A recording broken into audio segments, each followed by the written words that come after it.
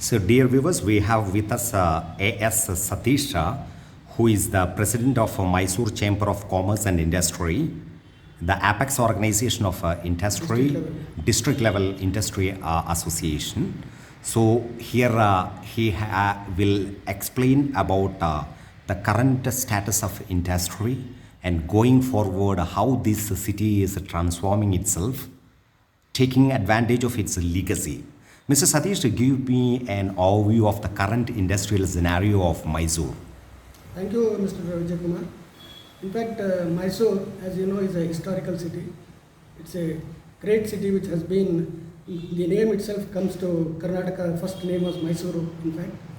The Mysuru city, at that point of time itself was a highly industrialist city, even before the Bangalore became the capital of Karnataka. Correct.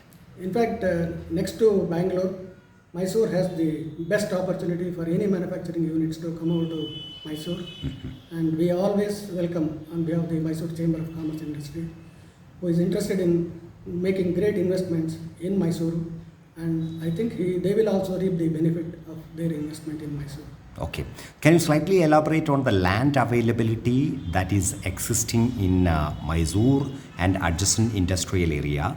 And is there any requirement for further land acquisition so that more industry investment can be brought in?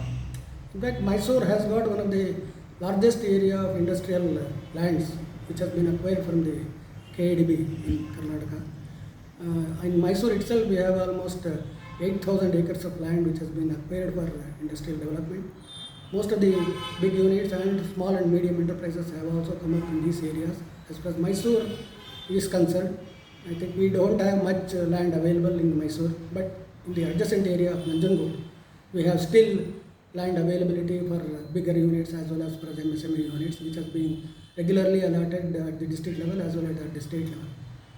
I think as far as Mysuru is concerned, I think still government has to acquire further area for the better investment opportunities for Mysuru. Okay.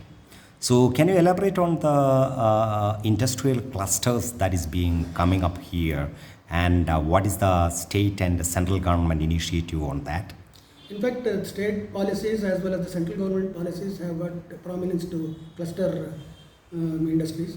In fact, Mysuru has got IT clusters which has been proposed, and even automobile cluster has been proposed, and an electronics cluster has been proposed for the Mysuru district as a whole.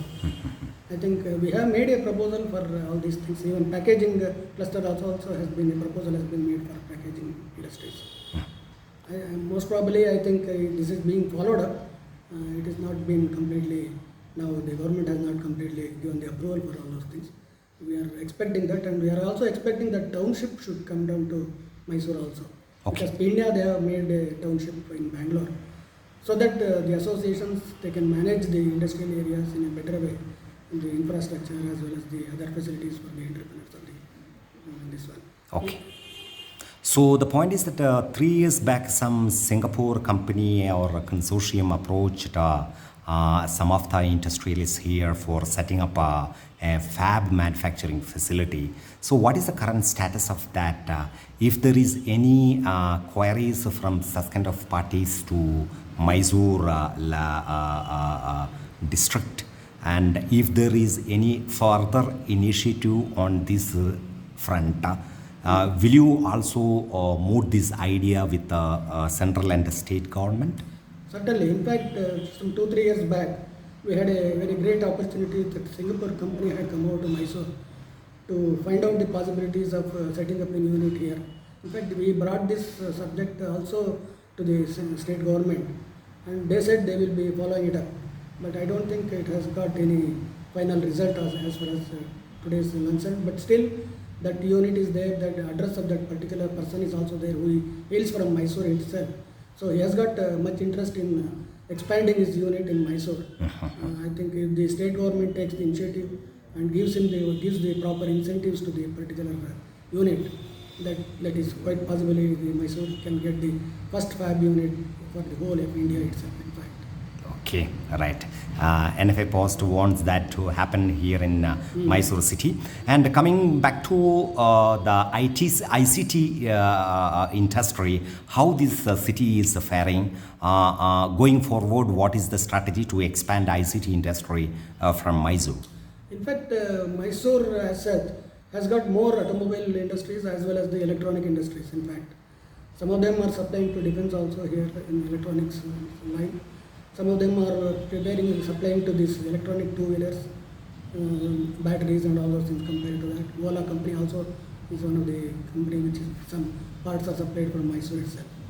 So I think if Ola had also come down to Mysore, we would have been very happy in fact. But that did not happen. In any case, the government should take initiatives to see that the Mysore has got better opportunities for the ICT companies as well as the automobile line. These two lines are major, in fact, in MSME industries which are being worked in general workshops. So I think we must give much more prominence to these two aspects of that, ICT and automobiles. Okay, all right. So the point is that many companies are ready to come here, and many country-specific countries also ready to come here.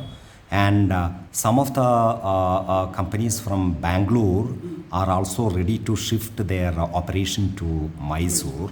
So in that scenario, what all the incentives that you are planning to offer to them along with the state and central government?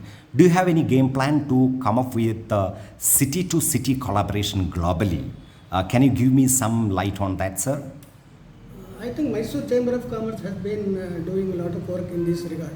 In fact, we have been, as you said, we have been updating our knowledge of Mysore city to most of the people outside the country also.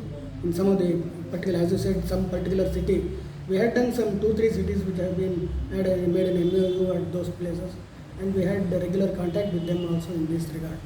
The point is the state government has to take, because we are not a government organization, we are only an association of industries and commerce. So if the government takes initiative, give them proper incentives, give the land in time. That is very important for the foreigners. In fact, they will not wait like our own people for 6 months, 1 year or 2 years or some such thing for starting an industry. It has to be a time-bound program the government can do. I think something wonder can also happen in Mysore also. Okay. Thank you, Mr. Satish, for giving us an overview of the current status of industrialization and going forward, what all the strategies that you are adopting to NFA Post.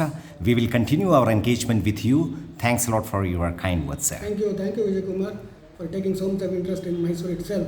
I hope you will frequently come down to Mysore and Definitely. see that development of Mysore is also one of your agenda also.